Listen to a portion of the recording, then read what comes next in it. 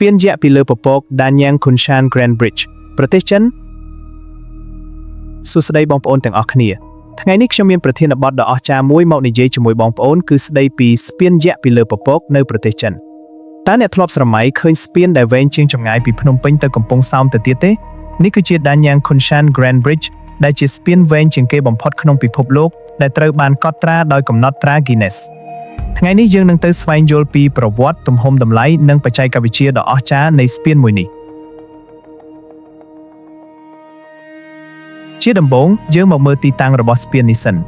ស្ពាន Danyang Kunshan Grand Bridge ស្ថិតនៅក្នុងខេត្ត Jiangsu ភាគខាងកើតប្រទេសចិនវាត្រូវបានសាងសង់ឡើងជាផ្នែកមួយនៃផ្លូវដែកល្បឿនលឿនទីក្រុងប៉េកាំងសៀងហៃតើស្ពាននេះវែងប៉ុណ្ណាស្ពាននេះមានប្រវែងសរុប 164.8 គីឡូម៉ែត្រដើម្បីឲ្យស្រមៃបានកាន់តែច្បាស់ប្រសិនបើអ្នកបើកបរឡានក្នុងល្បឿន100គីឡូម៉ែត្រក្នុង1ម៉ោងអ្នកត្រូវចំណាយពេលជិត2ម៉ោងទើបឆ្លងកាត់ស្ពាននេះបាន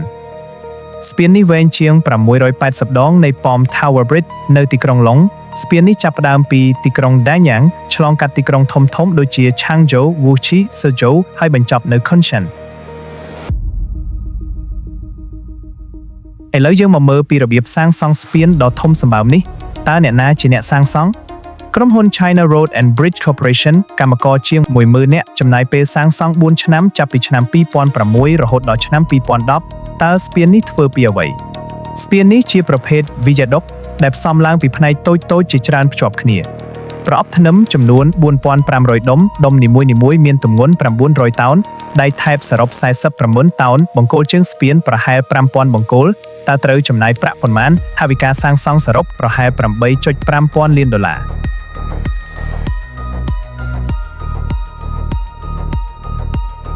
ការសាងសង់ស្ពាននេះមិនមែនជាការងាយស្រួលនោះទេដោយសារតែដីនៅតំបន់នោះមានលក្ខណៈពិសេសតើស្ពាននេះឆ្លងកាត់អ្វីខ្លះទន្លេប្រឡាយនិងបឹងរាប់រយឆ្លងកាត់បឹងយ៉ាងឆេងចម្ងាយ 9 គីឡូម៉ែត្រផ្លូវថ្នល់ជាង 160 ផ្លូវដែកផ្សេងទៀតវាលស្រែនិងដីកសិកម្មរាប់រយហិកតាហេតុអ្វីបានជាគេសាងសង់ជាស្ពានមិនមែនផ្លូវគោកដោយសារតែដីនៅតំបន់ដីសណ្ដាលទន្លេយ៉ាងស៊ីមានដីទន់និងងាយស្រួយការសាងសង់ស្ពានត្រូវការដីត្រឹមតែ27ហិកតាប៉ុណ្ណោះខណៈដែលការសាងសង់ផ្លូវលើគោកត្រូវការដី70ហិកតាវាក៏កាត់បន្ថយផលប៉ះពាល់ដល់បរិស្ថាននិងសហគមន៍ផងដែរ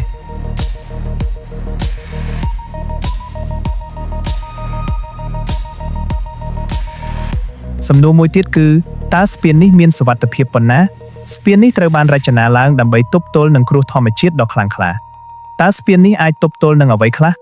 ការរញ្ជួយដីកម្រិត8 Richter ព្យុះទីហ្វុងដ៏ខ្លាំងក្លាការបុកទង្គិចពីកប៉ាល់ទម្ងន់រហូតដល់ 30,000 តោនតើស្ពាននេះមានកម្ពស់ប៉ុន្មានកម្ពស់ជាមធ្យមពីដីគឺប្រហែល30ម៉ែត្រកម្ពស់អតិបរមាគឺ150ម៉ែត្រដើម្បីអនុញ្ញាតឲ្យកប៉ាល់ធំៗឆ្លងកាត់ស្ពាននេះត្រូវបានគេរំពឹងថានឹងមានអាយុកាលប្រើប្រាស់ជាង100ឆ្នាំ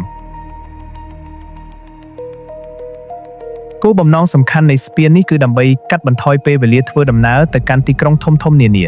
តើស្ពាននេះបានផ្លាស់ប្ដូរអ្វីខ្លះ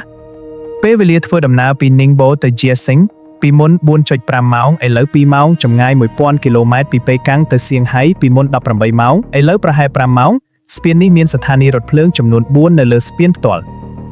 រថភ្លើងល្បឿនលឿននៅលើស្ពាននេះអាចធ្វើដំណើរបានក្នុងល្បឿនរហូតដល់380គីឡូម៉ែត្រក្នុង1ម៉ោង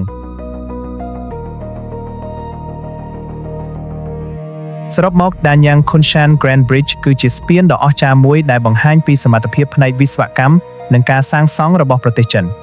វាជាស្ពានវែងជាងគេបំផុតក្នុងពិភពលោកវាត្រូវបានសាងសង់ឡើងក្នុងរយៈពេលតែ4ឆ្នាំដោយកម្មករជាង 10,000 នាក់វាមានតម្លៃ 8.5 លានដុល្លារវាអាចទប់ទល់នឹងការរញ្ជួយដីកម្រិត8ស្ពាននេះមិនមែនគ្រាន់តែជាផ្លូវឆ្លងកាត់ប៉ុណ្ណោះទេវាគឺជានិមិត្តរូបនៃការរីកចម្រើនផ្នែកហេដ្ឋារចនាសម្ព័ន្ធនិងការអភិវឌ្ឍសេដ្ឋកិច្ចឥឡូវនេះខ្ញុំចង់សួរបងប្អូនថាតើអ្នកចង់ជិះរថភ្លើងឆ្លងកាត់ស្ពាននេះទេសូមចូលរួមបញ្ចេញមតិនៅខាងក្រោមនេះសូមជួយចុច Like Share និង Subscribe ដើម្បីទទួលបានព័ត៌មានថ្មីៗបន្ថែមទៀតសូមអរគុណសម្រាប់ការទស្សនារបស់អ្នកហើយយើងនឹងជួបគ្នានៅវីដេអូក្រោយ